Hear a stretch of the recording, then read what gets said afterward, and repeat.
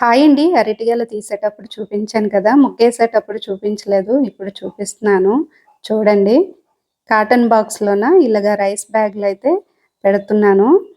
ఈ కాటన్ బాక్స్‌లయితే మాకు పోస్టింగ్‌లుంటాయి గదా! పార్సెల్ చేస్తారు. ఒక 3 ఉండేవి. 2 పడేసాము.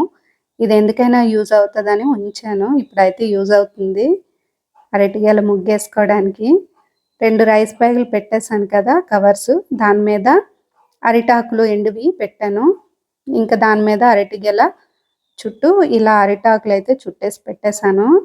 ఇదైతే ముందుగా ముగ్గేశానండి. దీని తర్వాత చిన్న అరటిగెల చెట్టయితే పడిపోయింది కదా! అది ముగ్గేశాను. దాంట్లోనే పెట్టేశాననమాట పెడలుగా కట్ చేసి. అవి తొందరగా ముగ్గిపోయాయి 2 డేస్ కల్లా. ఇవి కొంచెం పెద్దవి కదా! లేట్‌గా ముగ్గాయి. ఇక్కడ చూపిస్తున్నాను చూడండి. ఎంత బా ముగ్గాయంటే పెద్దవివి. టేస్ట్ కూడా చాలా బాగున్నాయండి. బయట కొంటే అసలు ఇలాంటివి దొరకవు బయటన మనకి. అంత బాగున్నాయి స్వీట్‌గా. ఇవన్నీ మేము తినలేము కదా! ముగ్గురమే ఉన్నాము. ఇంకా పంపకాలైతే చేశాను అరటిపళ్ళు. మా ఆయనల ఆఫీస్‌లో వాళ్ళ సార్‌కి, వాళ్ళ స్టాఫ్ మెంబర్స్‌కి, మా పక్కన క్వార్టర్స్‌లో వాళ్ళు 4 ఫ్యామిలీస్ ఉన్నారు.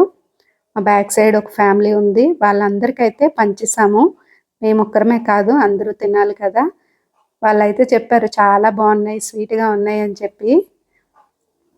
ఇవైతే పెద్దవైతే 3 డజన్‌న్నరైంది పంచేసాము. చిన్నవి 5 డజన్‌లయితే పంచిపెట్టేసాము. ఇక్కడ చూస్తున్నారు కదా! ప్యాకింగ్ అయితే ఇలా చేసి ఇచ్చేసాను.